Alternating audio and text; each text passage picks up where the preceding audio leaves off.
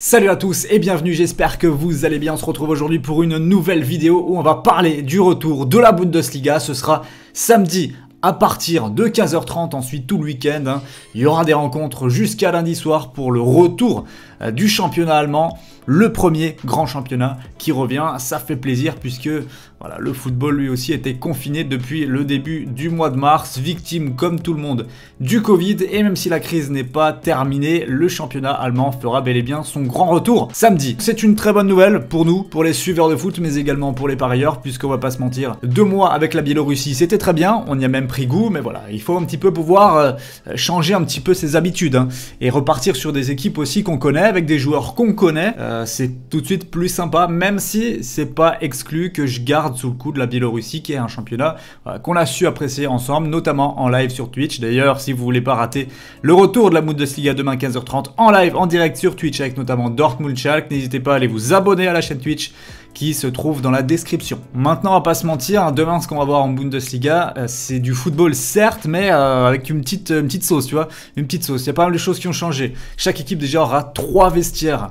Ça veut dire un vestiaire pour les titulaires, un vestiaire pour les remplaçants et un vestiaire pour les gardiens. Les équipes n'entreront pas sur la pelouse au même moment, juste avant le coup d'envoi. Donc il y aura une équipe, et ensuite l'autre, et il n'y aura pas de photos ou quoi, d'échange de fanions comme c'est fait habituellement avant le début du match. Non, non, aucun contact, ni même de poignée de main. Les célébrations collectives, les embrassades, les câlins, tout ça, après les buts, sont aussi interdits. Les coachs auront un masque sur le banc, tout comme les remplaçants qui devront avoir 2 sièges d'écart avec leurs voisins. Voilà, c'est un petit peu particulier, ça va être marrant. Ce qui est encore plus marrant, c'est que le ballon va être désinfecté pendant le match, partiellement. Je pense quand il sort en touche, quand tu changes de ballon, voilà, tu le désinfectes avant de le renvoyer. Je pense que ça sera des trucs comme ça. On va découvrir tout ça, évidemment, demain. Et dernière chose marrante, les interviews des joueurs seront faites à travers une vitre en plexiglas. Donc voilà, j'ai hâte de voir ce que ça va donner. Demain, bien évidemment, le stade sera à huis clos, pas de supporters prévus.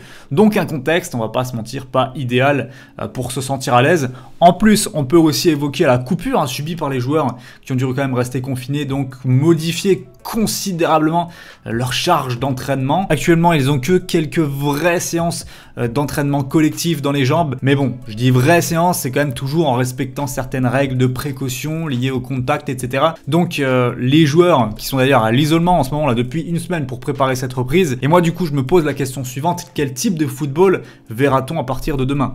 On a un élément de réponse avec Adi Hütter, le coach de Francfort, qui a répondu en conférence de presse, lui qui joue son match donc samedi soir contre Mönchengladbach.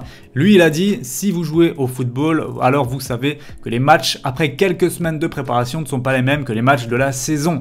Les matchs ne seront peut-être pas d'une grande qualité au début, car beaucoup de choses seront nouvelles pour les joueurs. Et franchement, ça peut se comprendre, effectivement.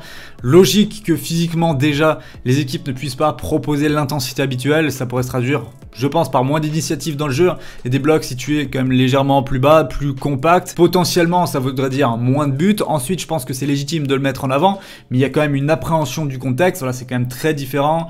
L'Allemagne est le premier grand championnat européen qui va reprendre. Donc les matchs de demain risquent d'avoir une saveur assez particulière. Beaucoup de choses seront à découvrir ou à redécouvrir après plusieurs mois d'arrêt. En bref, et pour parler paris sportif, attention à ne pas tomber dans la facilité demain et penser que les résultats sont déjà donnés à l'avance, les favoris vont s'imposer, etc. Il peut vraiment y avoir des surprises, que ce soit le nombre de buts ou les résultats. Ce qui est difficile à appréhender, c'est vraiment quel niveau physique auront les équipes. Est-ce que ce sera les mêmes ou est-ce que certaines formations prendront l'ascendant à ce niveau-là, auront mieux géré cette préparation de quelques semaines? Mais ça, la réponse, on ne l'aura que demain pendant le match. C'est pour ça que être présent sur la chaîne Twitch en direct pour découvrir ça est très important. Si vous ne pouvez pas rester pendant tout le match, passez au moins venir faire un petit coucou, c'est sympa.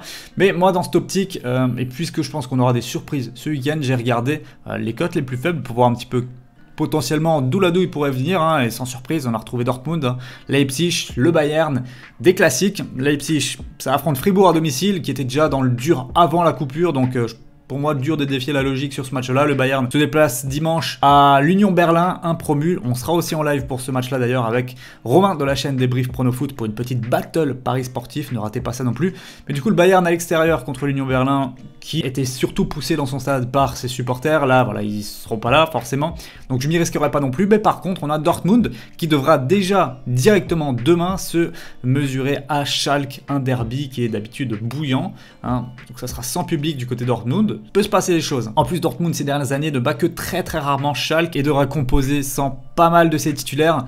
Can, Witsel ou encore Marco Reus ou Upamecano aussi sont absents demain, donc voilà, il y aura des petites modifications et il y aura une équipe un petit peu expérimentale, notamment milieu de terrain, j'entends et je vois du Delaney avec du Brandt, peut-être Götze aussi dans l'équation. Pas des solutions qui sont les titulaires indiscutables et dont l'équipe connaît vraiment l'apport au milieu de terrain, surtout dans un système en 3-5-2. Voilà, je pense que ça peut être un petit peu compliqué à appréhender.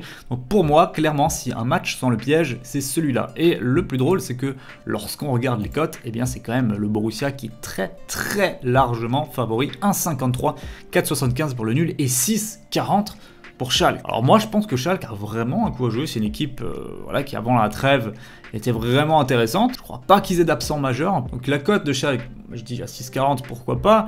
Nul ou Schalke 2,35, allons-y. Mais je pense qu'il y a un pronostic assez sûr à tenter. Ça se trouve juste ici, dans les écarts de but. Schalke ne perd pas ou perd d'un but exactement, 1,50. Voilà, je pense déjà qu'on n'aura pas énormément de buts dans les matchs. Donc en plus de ça, je vois Dortmund pouvoir se faire surprendre. Alors Schalke ne perd pas ou perd un but, c'est entre guillemets le pronostic qui me va à la perfection sur cette rencontre. Côté 1,50, ce sera mon seul et unique pari sportif du jour que je vous proposerai. Tout le reste, je vous invite à venir le découvrir sur le groupe Telegram qui se trouve dans la description. Un groupe de pronostics que je poste généralement en live, en direct, pendant les matchs. C'est gratuit, totalement gratuit. Donc si vous voulez me rejoindre pour les pronos, n'hésitez pas. Le lien du Telegram est dans la description, les amis. Voilà, c'était tout pour cette vidéo aujourd'hui. J'espère qu'elle vous aura plu. Et nous, on se retrouve très bientôt pour enchaîner à nouveau le rythme vidéo sur la chaîne. Avec la reprise, il y aura des sujets paris sportifs à aborder, bien évidemment. Donc je vous souhaite un très bon week-end. J'espère que vous serez avec nous, Team Parieur sur Twitch pour les lives. Et moi je vous dis à la prochaine. Ciao.